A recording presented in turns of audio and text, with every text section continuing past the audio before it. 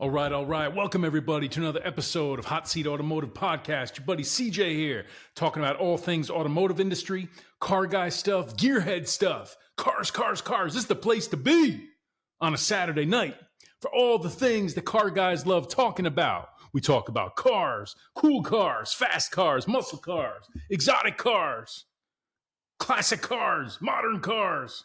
What are you kidding me? Everything. It's all here. And I'm so grateful that you guys are here. I'm really enjoying doing the show, folks. We've got some fantastic new subscribers this week. We've got a lot of great engagement. You guys reaching out to me after I reach out to you with these episodes. Leave me comments. Like and subscribe, please. Welcome to the channel. Leave me comments. I'll respond to all the comments that I can. Respectful discourse rules the day for us car guys. Listen, let's get into this. Tonight's episode, this is a special episode. We got a treat. Your buddy CJ bringing you a treat tonight, car guys. Automotive enthusiasts. Guys, Lotus has made driving great again. Thank you, Lotus. I had an incredible experience today. I'm so excited. I just can't control myself. I was so excited to get home and tell you guys about it.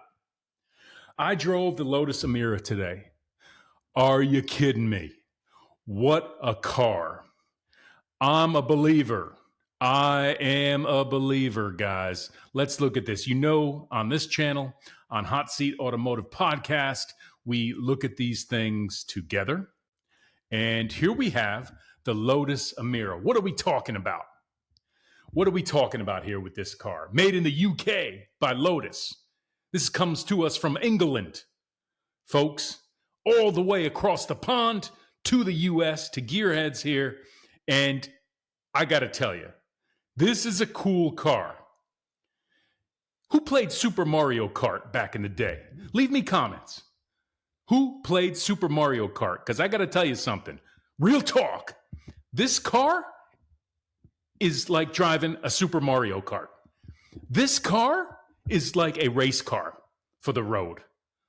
I'm not even kidding, folks. Lotus Emira, 400 horsepower, supercharged engine, okay, manufactured by Toyota. It's a V6, 6-speed manual. You know, say what you want about this car having a Toyota power plant, but I think it's fantastic because the engine has been specially tuned, put into this Lotus car. Fantastic platform. The noises this car makes, oh my goodness. The supercharger whine, the exhaust note, absolutely incredible. And I've driven everything. Your buddy CJ hasn't driven everything. Okay, truth. Let's be real. But I've driven almost everything. I've driven a lot. I've driven Porsches, Miatas, you name it. All the fun stuff. Every Corvette you could think of, I've driven it. Okay, any trim. All the Mustangs, you know, oh gosh, everything. I mean, Alfa Romeos, anything you can imagine in this class. I've driven a lot of them, not all of them. And I will tell you, this car, and by the way, your buddy CJ, those that know me, I'm no little guy. I'm probably 6'1", closer to 6'2", 6'1", something like that. No problem in and out of this car. Good headroom, okay? Room, you know, for my legs, comfortable. Okay. I'm going to tell you the downside in a minute about the driving experience, but I'm giving you the upside. Okay. I'm giving it to you straight. I'm giving it to you candid. I'm giving you my perspective on this car. I am a fan. I got an opportunity to buy one. I may pull the trigger on it. More on that later. The first edition cars. Okay. Let's talk about the first edition cars. Okay. I'm going to show you guys an image of the first edition graphic. These cars were delayed, okay? And truth be told, they still are delayed, okay? The Lotus Emira first editions should have already been delivered. They are hitting the dealerships. However, right now it's my understanding that they're being held due to some emissions compliance matters. They haven't gotten the final green light. I think it's from California. Okay, so the dealers are holding them. There is a wait list to get these. You know, you're probably a year and a half, 2 years. I don't know if you order one.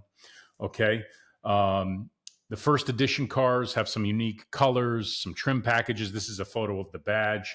Okay. Storage could be a challenge. These cars do not have a frunk. Okay. The Lotus Emira does not have a frunk. There's a hood, but apparently that's where some maintenance is done. There's storage in the back. It's not a lot of space. So if you're a road tripper, this probably would not be a great car. You could probably make it work, but space is limited.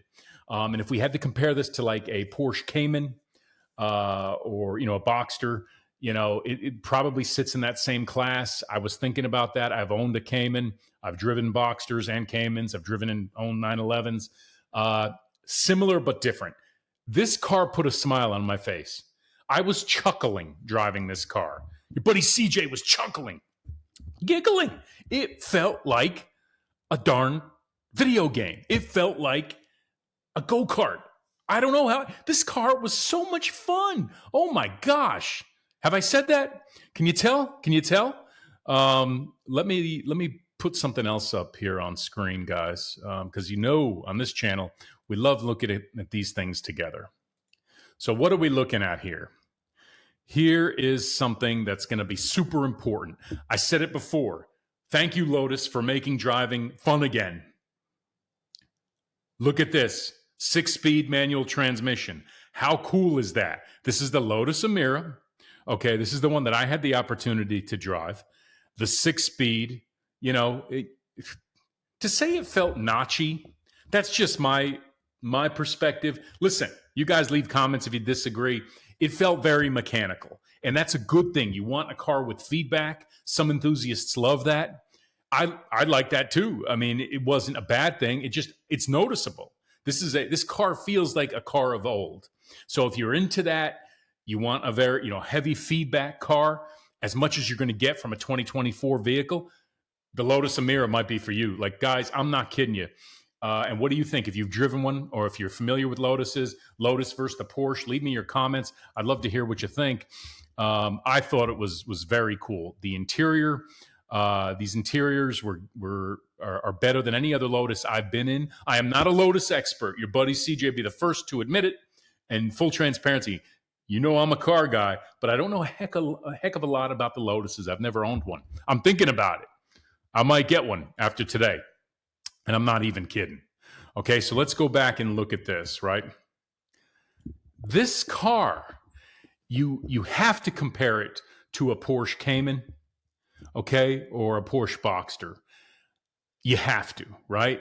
And I've driven and owned several Porsches over the years. Many Porsches I've driven. I've owned a few. If I had to compare it, I'd say similar, and it certainly is in the same market, but this car is something different. This car is for someone who wants to feel like they're playing Mario Kart while they're driving around town. Literally, this was Mario Kart when I was driving it. That was the first thing that came to mind. This thing feels like you're at the track. Going to the store in this thing is like feeling like you're taking a lap, even if you're not going great guts. I'm not telling you you're going to go all out driving. I'm just telling you it's a fun, ridiculously fun car to drive, okay? I enjoyed the heck out of it, okay? Headroom was good. I've sat in an Elise a long time ago. In my head, it felt like maybe it was just perception. I'm taller than 6 feet. And at that point, it just felt like my head was sticking up over the windshield. It was just silly. This is Lotus's final internal combustion engine vehicle, apparently. We'll see if they hold to that, or if we do end up getting more. I think they're going to manufacture them. Leave me comments if you know. I think they're manufacturing these at least through 2026. Not sure about that. Don't quote me. It's got that supercharged engine produced by Toyota. These were delayed, again, as I mentioned, primarily due to supply chain. I think it's a fantastic car. I have nothing negative to say about it, except one thing. Real talk, your buddy CJ will always give it to you straight. For me, okay, I have size 13 shoes. We're talking about my shoes tonight. Why are we talking about my shoes? I'll tell you why, car guys. And you know where I'm going with this if you're a real car guy. You know exactly where I'm going. at about 6'1", 6'2", with size 13 shoes. By the way, I got right in this vehicle. I got right out. Plenty of headroom. Very comfortable. But with the manual transmission, my foot, I was wearing, what you'd call tennis sneakers or sort of jogging sneakers, right? They're a bit wide and chunky, the sneakers. But my left foot was getting caught. I wasn't used to driving the vehicle. Obviously, I was new to it. It was a test drive. But my sneaker was getting caught and kind of jammed up on the left side. So I think either A, I'd have to get like the Puma racing shoes, or I just would have to get used to it to make sure I don't get all jammed up and have a problem driving it. So nothing bad to say about this car. I'm thinking about buying it. I'm seriously thinking not that particular one in that color. I would not go with that color. That's just me. Your buddy CJ is not into yellow cars. Certain cars look good in yellow.